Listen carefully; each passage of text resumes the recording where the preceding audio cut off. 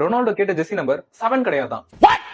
இன்னைக்கு இதோட inspiring ஸ்டோரிய short and ஸ்வீட்டா பாத்துருவோம். 100 days 100 குட்டி ஸ்டோரிஸ் சேலஞ்ச்ல இன்னைக்கு டே 11. இந்த மாதிரி யூஸ்ஃபுல்லான குட்டி ஸ்டோரிஸ்க்கு மறக்காம நம்ம பேஜை ஃபாலோ பண்ணிக்கோங்க. 1985 போர்ச்சுகல்ல ஒரு புவர் ஃபேமிலியில பிறந்தவர் தான் ரொனால்டோ. இவருக்கு கூட பிறந்தவங்க 3 பேரு. அம்மா வீட்டு வேலைக்கு போறாங்க, அப்பா கிரவுண்ட்ல பிளேயர்ஸ்க்கு ஹெல்ப்பர் வேலைக்கு போறாரு. அந்த பீரியட்ல 3 வேளை சாப்பாட்டுக்கு ஓட்டு வீட்டுல கஷ்டப்பட்டு இருக்காங்க. அப்பா வேலை செய்யற இடத்துக்கு ரொனால்டோ அடிக்கடி போறதுனால ஃபுட்பால் மேல ஆசை வர ஆரம்பிக்குது.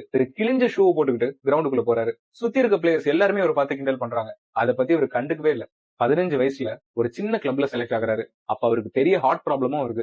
டாக்டர்ஸ் 2 ஆப்ஷன் கொடுக்குறாங்க. ஃபுட்பாலே தொடக்கூடாதுன்னு சொல்றாங்க. அப்படி இல்லனா சர்ஜரி பண்ணலாம், பட் அதுல உயிர் போறதுக்கான வாய்ப்பு அதிகமா இருக்குன்னு. பட் நம்ம எல்லாருக்குமே தெரியும் அவர் எந்த வாய்ப்பை சூஸ் பண்ணிருப்பாருன்னு. சர்ஜரி முடிஞ்சு வெளியே வந்து பயங்கரமா பிராக்டிஸ் பண்றாரு. ஃபுட்பாலுக்காக தன்னோட வாழ்க்கையவே அர்ப்பணிக்கிறாரு. 16 வயசுலயே சீனியர் டீம்ல செலக்ட் ஆகுறாரு. இவர் கேட்ட ஜெர்சி நம்பர் 28. ஆனா இவருக்கு கொடுத்த நம்பர் 7. ஒரு வேர்ல்ட் கப் மேட்ச்ல இவர் விளையாடும் போது அவங்க அப்பா இறந்துட்டாருன்னு கால் வருது. மனசுல 1000 கஷ்டங்கள் இருந்தாலும் அந்த மேட்சை ஜெயிச்சு கொடுத்துட்டு தான் அவங்க அப்பாவை பார்க்க போனாரு. அதுக்கப்புறம் 33 சீனியர் டிராபிஸ், 2 லாலிகா டேக்கி, 2 கோப்பா டெல் ரே கப், இந்த மாதிரி அவரோட வெற்றியை அடிக்கிட்டே போறாரு. இன்னைக்கு இன்ஸ்டாகிராம்லயே அதிகமான ஃபாலோவர்ஸ் இவருக்கு தான் இருக்காங்க. இவரோட கேமுக்கு $200 million ஃபுட்பால் கிளப் பே பண்றாங்க. இவர்கிட்ட இல்லாத காசு இல்ல, இவரை பார்த்து பயப்படாத பிளேயர்ஸ் இல்ல.